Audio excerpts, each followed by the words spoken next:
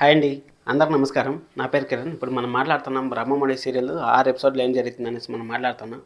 అలాగే ఈ వారంలో దసరా ఎపిసోడ్ వస్తుందా అనేసి కూడా మనం మాట్లాడతాం. వీడియో ఫుల్గా చూసారంటే మీకే ఒక క్లారిటీ వస్తుంది. ఎవరన్నా కొత్తగా చూస్తారంటే మాత్రం ఖచ్చితంగా సబ్స్క్రైబ్ చేసుకోండి. అలాగే లైక్ చేసి వీడియో చూడండి. అలాగే స్వప్న గారు కూడా ఎందుకు మిస్ అయ్యారు అంటే మనకు తెలిసిందే సోర్స్ ప్రకారం నేను కూడా చెప్తాను. మీకు వీడియో పూర్తిగా చూస్తారంటే నేను మీకైతే చాలా క్లారిటీగా ఇస్తాను. సబ్స్క్రైబ్ అయితే చేసుకోండి. ఇప్పుడు మనం వీడియోలోకి వెళ్ళిపోయినామంటే మనకు లాస్ట్ వీక్లో రాజు వరకే తప్పు ఉంది. రాజు వరకే తప్పు ఉందంటే రాజు తప్పు చేశాడు, రాజే తగ్గి కావ్యాన్ని తీసుకోవాలి అనేసి మనం అనుకున్నాం కదా.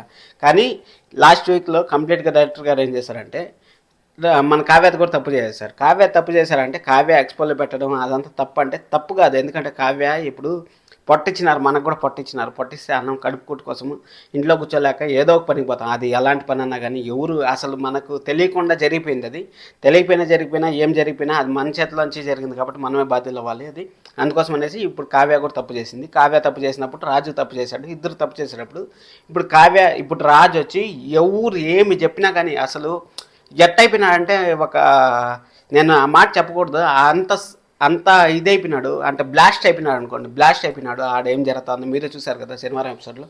అసలు గుడ్డలు తెచ్చి కాల్చేసి ఎంతవరకు వచ్చాయంటే మీరే అర్థం చేసుకోవచ్చు ఎంత బ్లాస్ట్ అయిపోయాడు మనిషి అనేసి. ఆ బ్లాస్ట్ అయిపోయిన మనిషి పోయి మళ్ళీ కావ్యాన్ని తీసుకొస్తాడని మాత్రం కలగనాలి అసలు.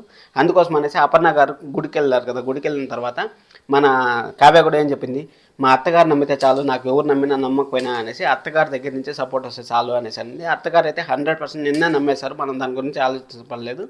అలాగే అపర్ణ గారు ఏం చెప్పారు, నువ్వు వచ్చే ఇంటికి వచ్చే అనేసి అన్నారు. వచ్చే అంటే ఖచ్చితంగా 100% 200% కావ్య అయితే ఇంటికి వెళ్తుంది.